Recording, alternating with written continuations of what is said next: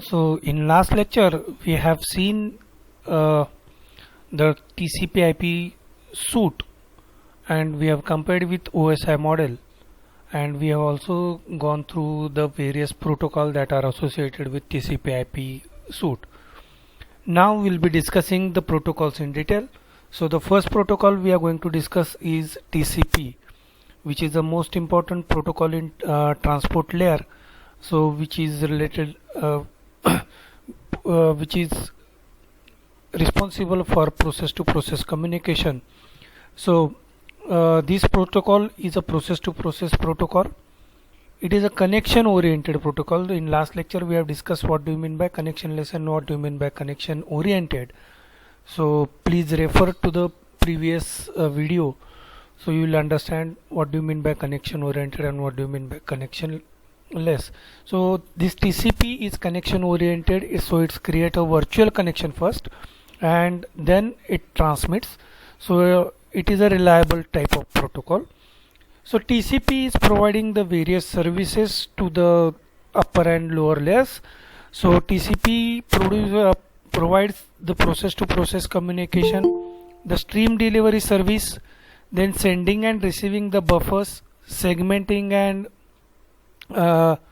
reassembling, full duplex communication, connection oriented service and reliable service. So these are the services provided by the transport layer TCP protocol, that is a transmission control protocol TCP. Now we'll be going to see how actually the TCP header looks like. So TCP header, what we'll call it as a header plus data. This is the header and this is the data. I will call it as a segment. It is a segment, and header is of the size of 20 to 60 bytes depending on what kind of information you are sending. So 20 byte is the minimum size and 60 byte is the maximum size. So 20 byte information. So these 20 bytes are distributed in these various fields that we are going to see it in this format. So the first field is source port address. The first field is source port address, which is of 16 bit, that means 2 bytes, and the next bit is of destination port address, that means source address and port destination port address. Now here it is, we are using a port address. So ports are defined and that port addresses are defined with 16 bits each for source and destination. So first one is source address and second one is the destination port address. Then it is followed by a sequence number. So that sequence number is the sequence number given for each segment, and then the acknowledgement. So we know that it is a full duplex type of system, so when it sends as well as it receives, so acknowledgement is also very important. Hence acknowledgement number is of also 32 bit. So then it is followed by HELN, that is header length, which tells you the word size of the your header. Then the next 6 bits are reserved for the future work, which are followed by the 6 flags, which are very important for the control purpose. So these 6 flags will give you the information. Then it is followed by a window size. So this window size will tell you what should be your buffer size. Then next is the checksum, which is used for the error control purpose. So these 16 bits are checksum, followed by a 16 bit of urgent pointer.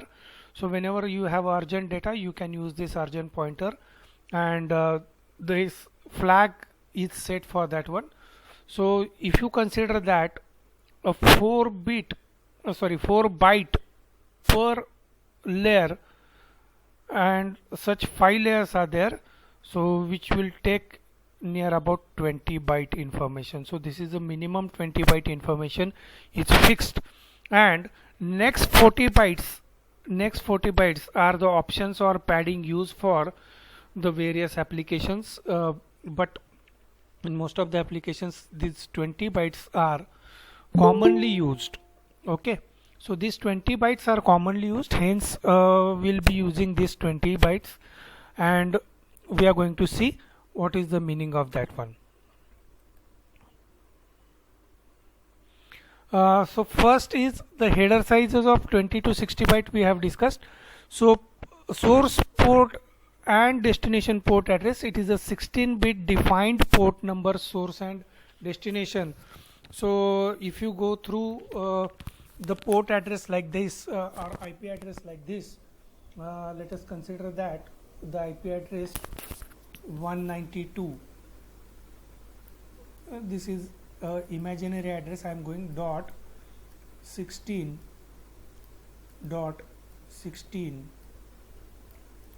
dot 18, so followed by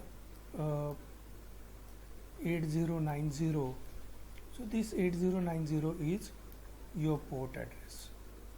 8090 is your port address. So this is how you can define your source address and port address. So this is a logical address, or this is a IP address with a port of 8090.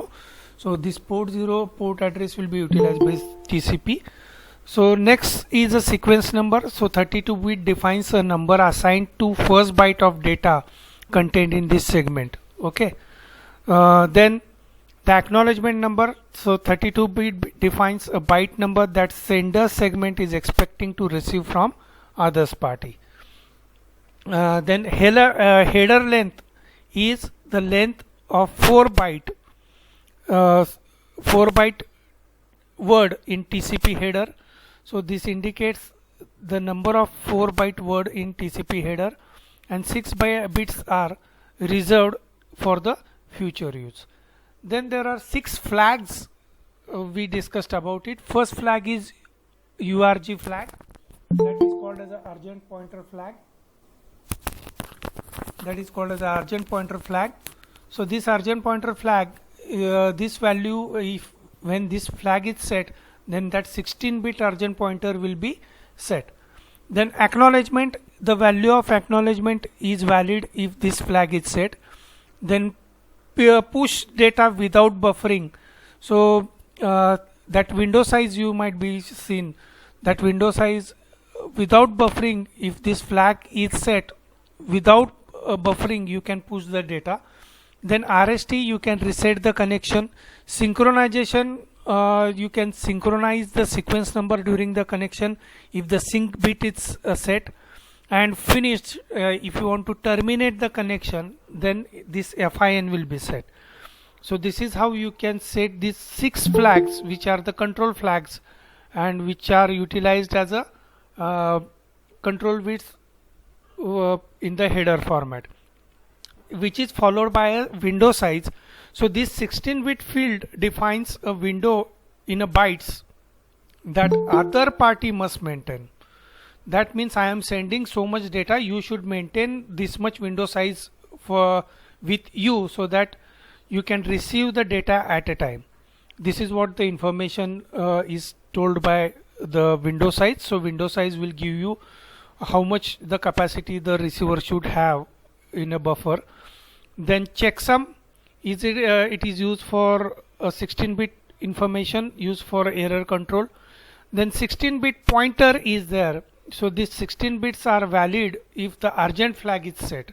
So this urgent flag we have already seen this. If this flag is set, then in that case this urgent pointer is utilized. And the next 40 bytes are the optional one, which is used in TCP header. So this is what the information. Then the next protocol which is associated with the transport layer is UDP. That is user datagram protocol. So when we use the word datagram, it is connectionless and connection unreliable type of. So you can see, or you can compare between TCP and UDP.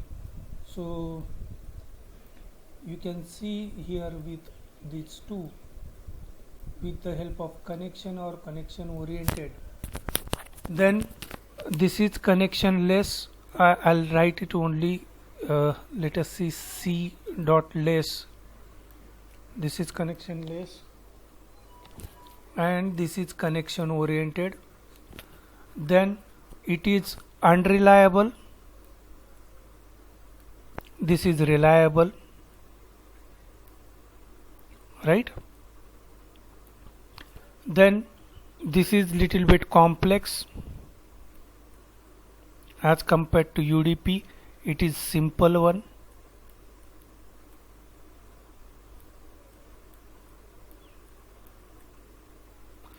So if you go through the if you go through the format of the both the protocols, you will understand how UDP is simple than your TCP. So it provides again process to process communication to IP without much addition, but TCP requires much addition. Then performs the limited error checking, whereas TCP is having a checksum bit in that. So reliable, hence it is called as a reliable. So error control is comparatively a good one in TCP as compared to UDP, and mostly used for small messages to be transmitted. So you can say that the TCP can be used for the large messages also. Then use port number as an addressing mechanism. In both the cases the port numbers are used for addressing mechanism. Then UDP packets are called as a datagram, and whereas in case we are calling it as a segment in TCP. So UDP packet is called as a datagram having a fixed size of 8 bytes, having a header size of 8 bytes, whereas header size is, in this case it is 20 bytes minimum, and here it is 8 bytes. So this is what the difference is. You can see this is the header and this is the data. So instead of calling it as a segment, I'll call it as a datagram. Now what I'll consist only, I'll consist the port number, source port number and destination port number. So the first 4 bytes, will be for the address, and the second 4 byte will give you the total number, which is followed by a checksum. Okay, so what is the total length of that one, and which is followed by a checksum. So this is the header format. Now you just compare it with TCP. You just go to the previous one and see with this TCP header. You can see the TCP header is much complex as compared to this UDP packet, right? Datagram packet. So UDP is much simpler than TCP. Now UDP provide the services of process to process communication using socket address. Then it is a connectionless service. No flow control is required, whereas in TCP it is asking for the window size. Then no control except checksum, no error control except checksum.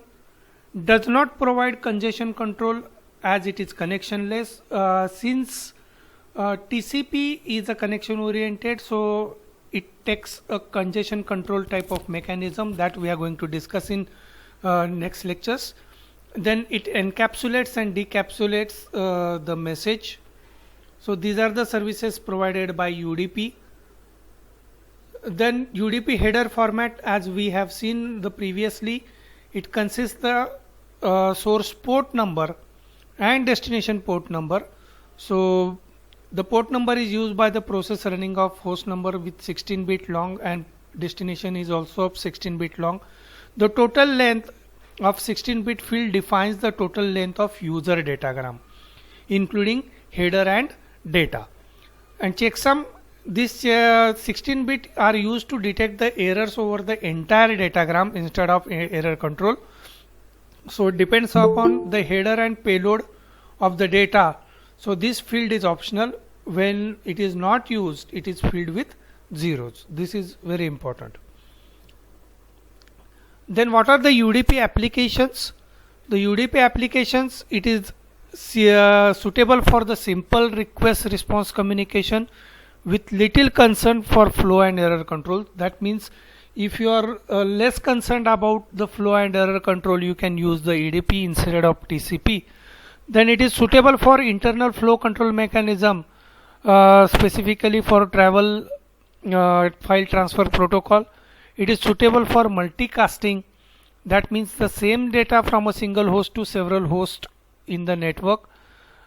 This is called as a multicasting. Or point to point is, that means only one receiver and only one sender is there, and one to many is called as a multicasting or multi-point, used for some route updating protocol, that is routing information protocol. So UDP is used with RIP.